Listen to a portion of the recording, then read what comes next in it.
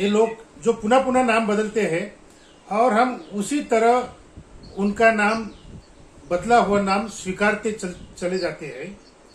तो महत्वपूर्ण बात यह है कि नाम चाहे कुछ भी रहो, चाहे आर्य रहो, चाहे ब्राह्मण रहे, चाहे हिंदू रहे, या चाहे हिंदुस्तान रहे, या फिर बाद में वो ये भी कहते कि हम सब भारतीय हैं, तो ये भारतीय नाम भी, ये सभी जो है इनके लिए साधन मात्र है, एक साधन है अपने ब्राह्मणवाद का वर्चस्व बनाए रखने के लिए।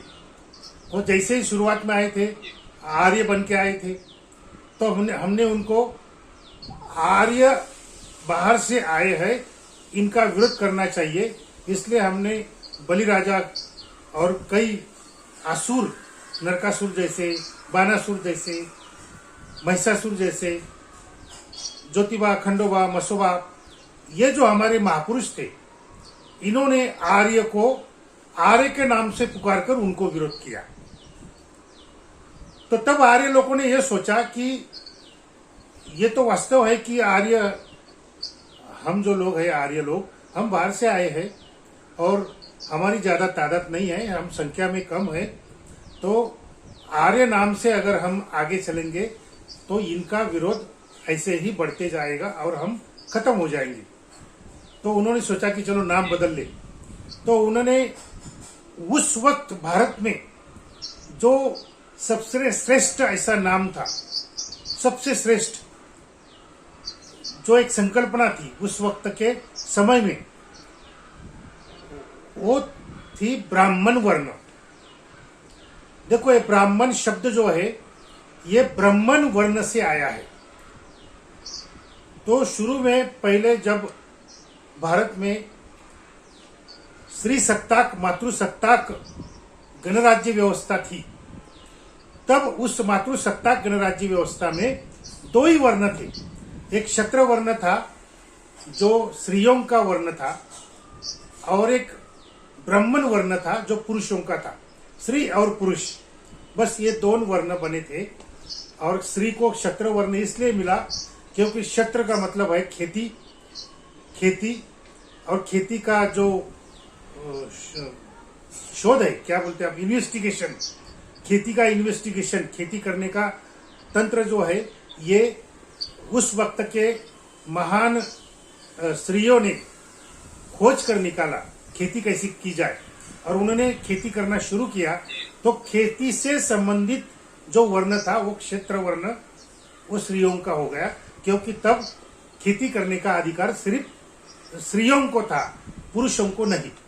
पुरुषों को खेती में जाने से मनाही थी।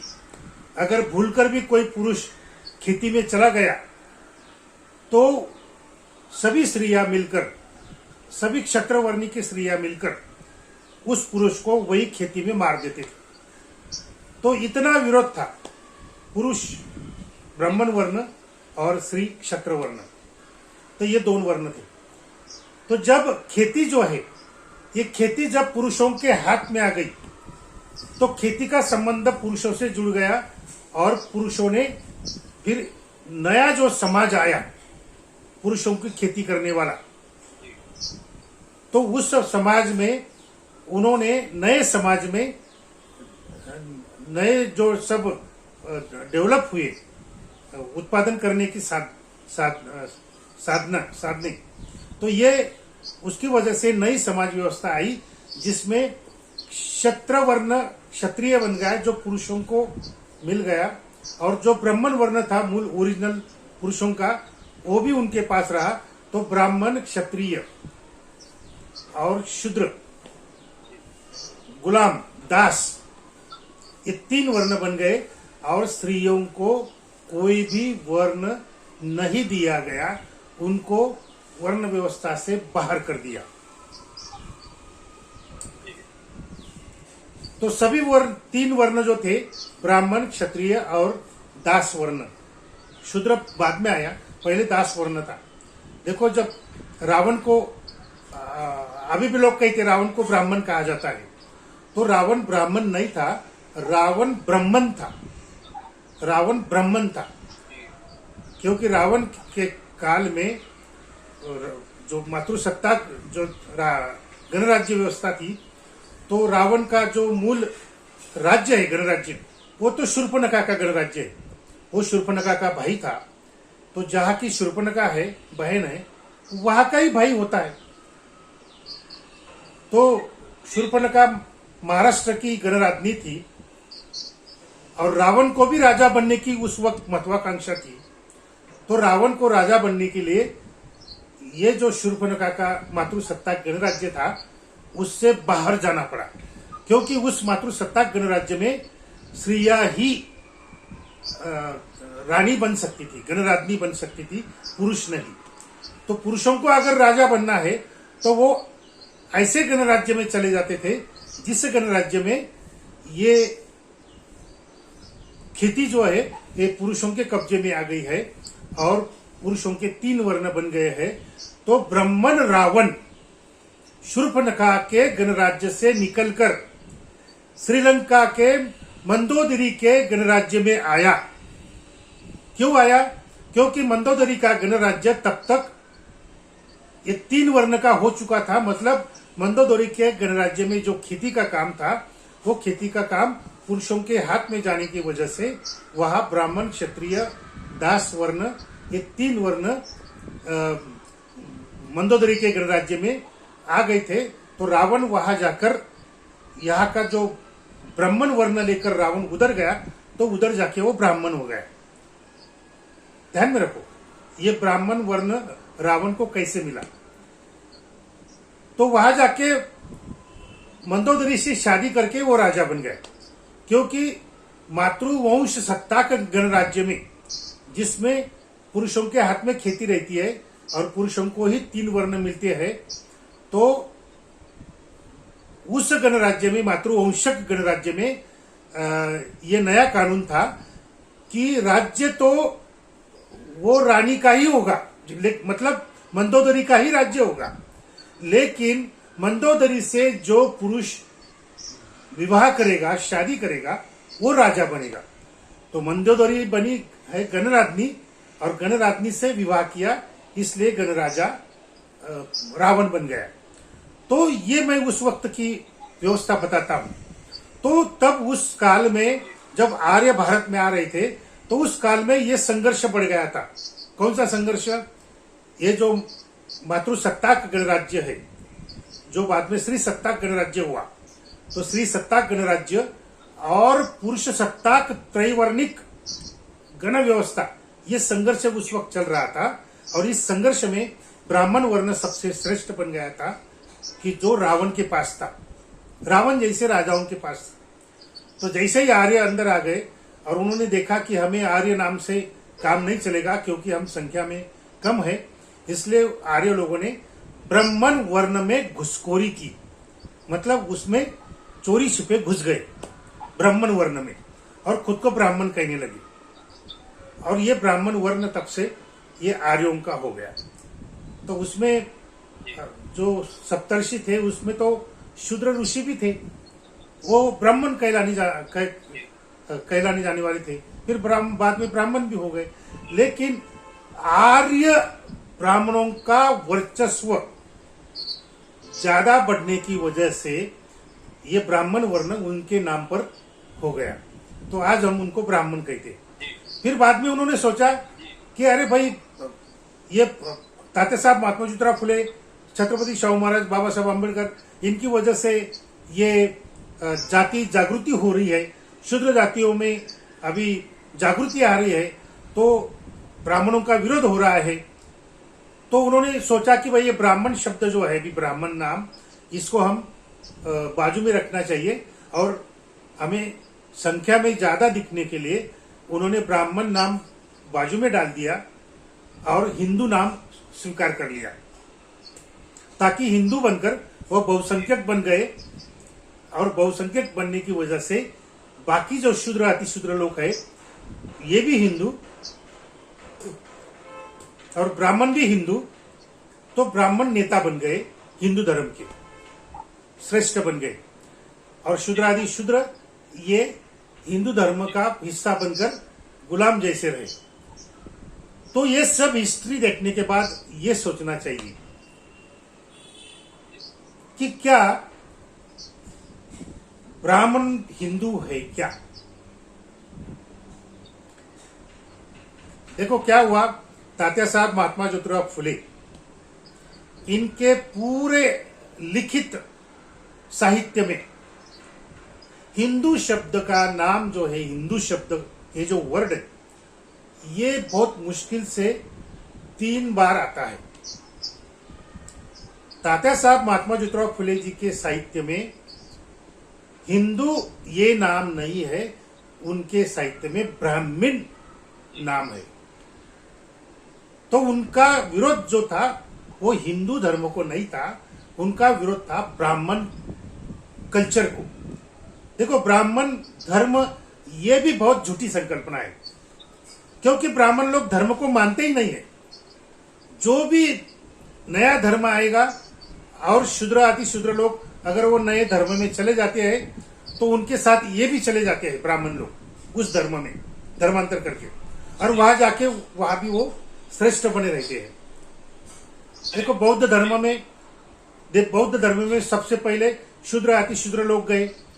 आज भी कहा जाता है कि बौद्ध धर्म ये शूद्र अति शूद्र लोगों का धर्म है, लेकिन उस वक्त जैसे जैसे शूद्र अति शूद्र बौद्ध धर्म में चले जा रहे थे तो उस वक्त ब्राह्मणों ने सोचा कि हमें भी बौद्ध धर्म में जाना चाहिए, ताकि बौद्ध धर्म में जो शूद्र अति शूद्र लोग है उनका नेतृत्व हमारे ब्राह्मणों के पास ही रहेगा। तो फिर बाद में मुस्लिम धर्म आ गया भारत में, तो शूद्र अति शूद्र लोग मुस्लिम धर्म में जाने लगे, क्योंकि वहां पे समता है भाई, मंदिर ये मस्जिद में जाने के लिए कोई रोकता नहीं है, वहां समता है। तो शूद्र अति शूद्र लोग समता मिलने की वजह से और अपनी सामाजिक समानता के लिए ये शूद्र लोग अति शूद्र लोग मुस्लिम धर्म में जाने लगे। तो तब भी ब्राह्मणों ने सोचा कि अरे भाई ये शूद्र अति शूद्र लोग मुसलमान धर्म में जा रहे, तो चलो हम भी जाएंगे, ताकि मुसलमान धर्म में जो शूद्र अति शूद्र लोग हैं उनका भी हम नेतृत्व करेंगे ब्राह्मण बन के। तो फिर बाद में ख्रिस्ती धर्म आया, तो ख्रिस्ती धर्म में भी शूद्र अति शूद्र लोग जाने लगे, तो ब्राह्मण भी गए, और ब्राह्मण भी ख्रिस्त बनने के बाद वहां पे वो श्रेष्ठ बने रहे, और शूद्र अति शूद्र क्रिश्चियनों का भी नेतृत्व ब्राह्मण का आज भी करते हैं। आज भी बहुत सारे चर्च में जाकर देखो कौन है वर्चस्व बनाने वाले, ये सब ब्राह्मण धर्म से गए हुए, इधर से गए हुए शेख सैयद जो ब्राह्मण थे वो मुस्लिम में गए, और फिर बाद में ये क्रिश्चियन धर्म में गए। तो धर्म ब्राह्मणों के लिए धर्म एक नाम मात्र साधन है, इसलिए ब्राह्मण धर्म ये भी सही संकल्पना नहीं है। ब्राह्मण कल्चर, ब्राह्मणी संस्कृति, ब्राह्मणी व्यवस्था नहीं, ब्राह्मणी कल्चर से, ब्राह्मणी संस्कृति से ब्राह्मण व्यवस्था बनती है। तो देखो पूरे दुनिया में एकमात्र बात सच है कि पहले कल्चर जन्म लेता है, पहले संस्कृति जन्म लेती है, एग्रीकल्चर।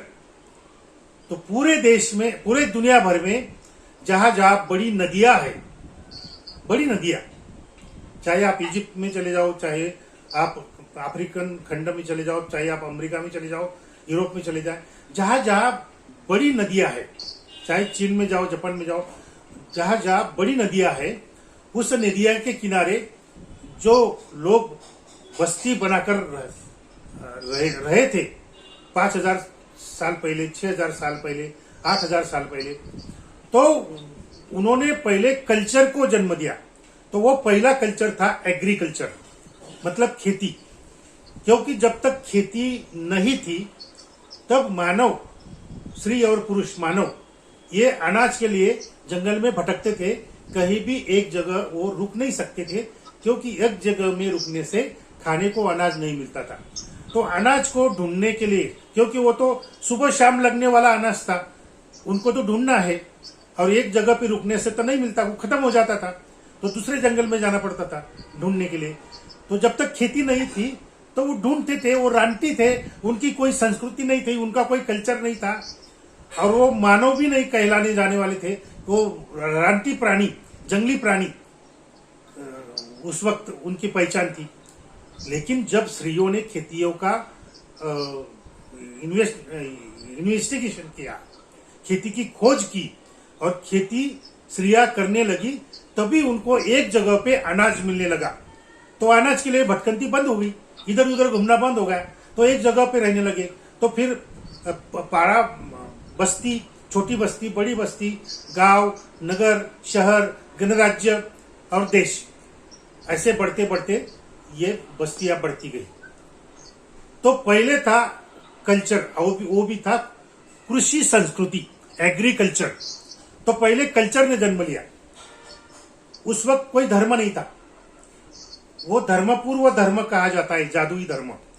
तो उस वक्त का जो स्त्रियां और पुरुष थे, वो निसर्ग का फॉलो लेते थे, निसर्ग का अनुकरण करते थे, निसर्ग को फॉलो करते थे कि भाई बारिश, तो ये करने से बारिश आती है, वो करने से बारिश आती है। फिर वो डांस करते थे, फिर वो अग्नि की पूजा करते थे, फिर वो निसर्ग की पूजा करने लगे। फिर बाद में जंगल में जो बाघ जैसे, सिंह जैसे प्राणी थे, वो उन पर हमला करते थे, तो उनको भी देवता मानने लगे, वाघ देवता, और दूसरे प्राणियों को भी देवता। जैसे डोंगर है, पर्वत है, तो पर्वत को भी देव मानने लगे, क्योंकि पर्वत की वजह से उनको कुछ न कुछ मिलता था। तो निसर्ग धर्म के पूर्व पहले धर्म था निसर्ग धर्म और जादू धर्म।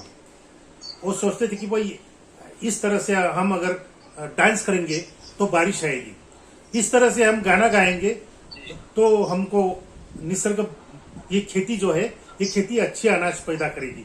तो ये सब उनके दिल में, मन में उनका वो संशोधन था, और उसको फिर धर्म पूर्व धर्म बोलते हैं, जादू का धर्म बोलते हैं, तो निसर्ग धर्म भी बोलते हैं। तो ये जो मानव संस्कृति आगे बढ़ती गई, तो संस्कृति के विकास में एक छोटे से टप्पा पर एक छोटा सा हिस्सा धर्म का है, कल्चर का एक छोटा सा हिस्सा धर्म है। धर्म का और संस्कृति का कोई संबंध नहीं है। संस्कृति अलग चीज है, धर्म अलग चीज है।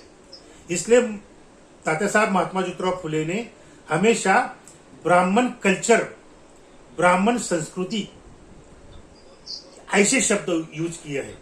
कभी भी हिंदू धर्म ये शब्द यूज नहीं किया ब्राह्मणों के लिए।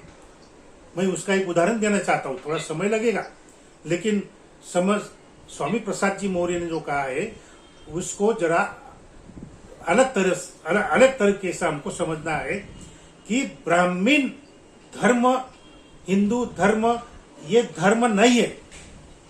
ब्राह्मण संस्कृति, ब्राह्मण कल्चर, हिंदू संस्कृति, हिंदू कल्चर, जो हिंदू संस्कृति सिंधु संस्कृति से आई है। तो इनको धर्म का नाम मत दीजिए।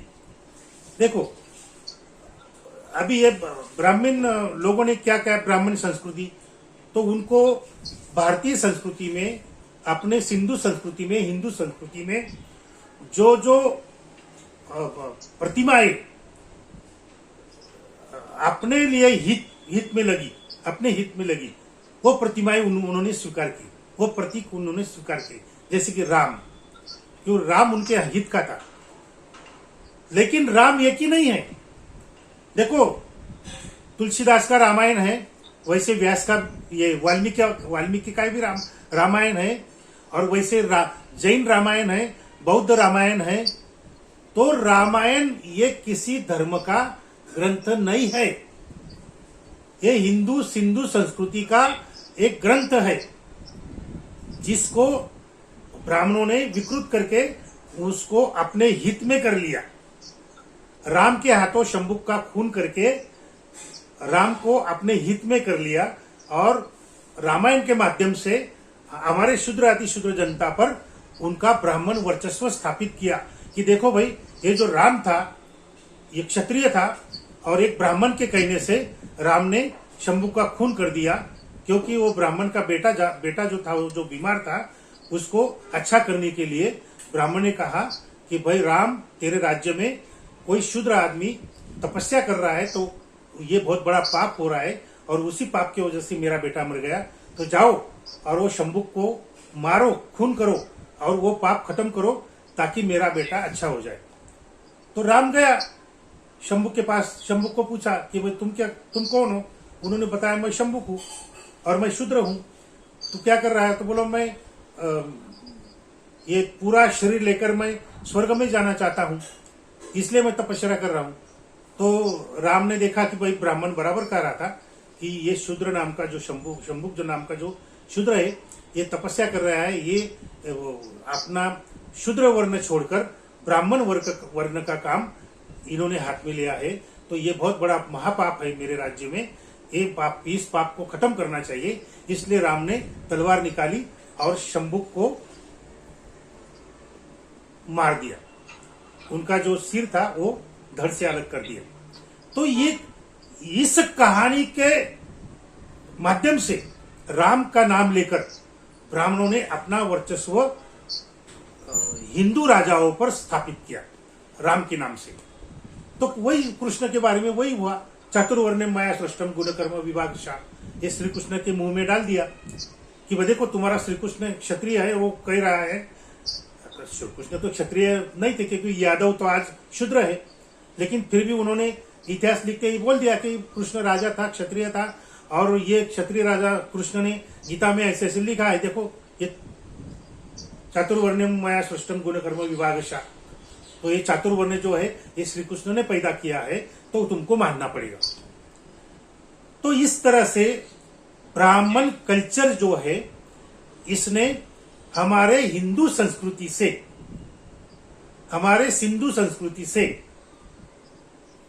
प्रतीकों को चुरा चुरा कर उस प्रतीकों को, उस प्रतिमाओं को ब्राह्मणों के हित में कर लिया और ब्राह्मण वर्चस्व स्थापित कर दिया। तो हिंदू धर्म और ब्राह्मण धर्म, अगर आप उसको धर्म कहते हैं तो मैं तो नहीं मानता, ब्राह्मण धर्म नाम की कोई चीज नहीं है। ब्राह्मण संस्कृति है जो बढ़ती जा रही है, विकसित होती जा रही है। हिंदू धर्म नहीं है, हिंदू संस्कृति है जो सिंधु संस्कृति का नामकरण है।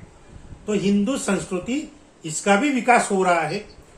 तो हिंदू संस्कृति में देखो चारवाक, बुद्ध, तात्या साहब महात्मा ज्योतिराव फुले, गार्गी जैसी महापंडिता, सभी बहुजनों की संत परंपरा, छत्रपति शिवाजी, शाहू राजे, संभाजी राजे, ये सब जो हिंदू संस्कृति से निकले हुए महापुरुष जो है, इन्होंने ये सिंधु संस्कृति को, हिंदू संस्कृति को आगे बढ़ाया और विकसित किया।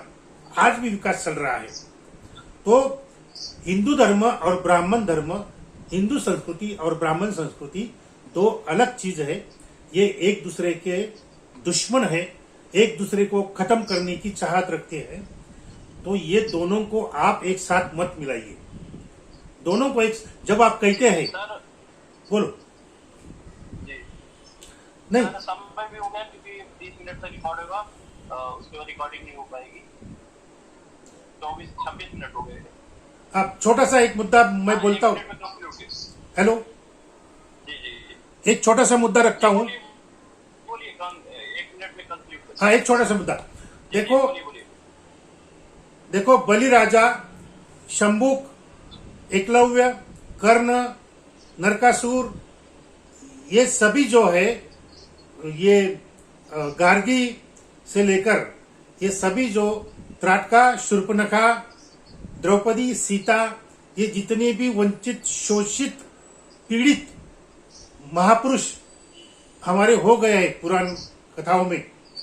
अब उनको कोई सच कहे या झूठ कहे, लेकिन दिमाग में तो वो हमारे लोगों के दिमाग में है, तो वो उनको सच ही मानना पड़ता है क्योंकि लोग सच मानते हैं।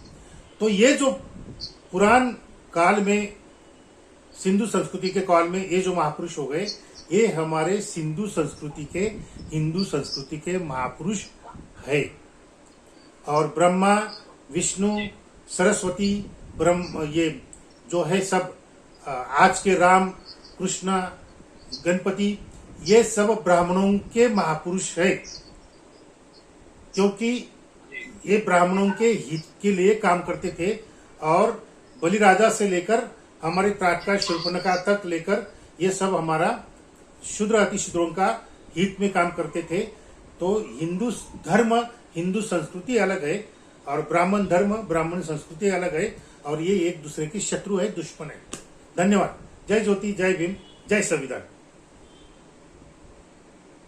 सर, आपने अपना महत्वपूर्ण समय दिया, इसके लिए बहुत बहुत धन्यवाद। और ऐसे ही तमाम विषयों पर चर्चा होती रहेगी साथियों।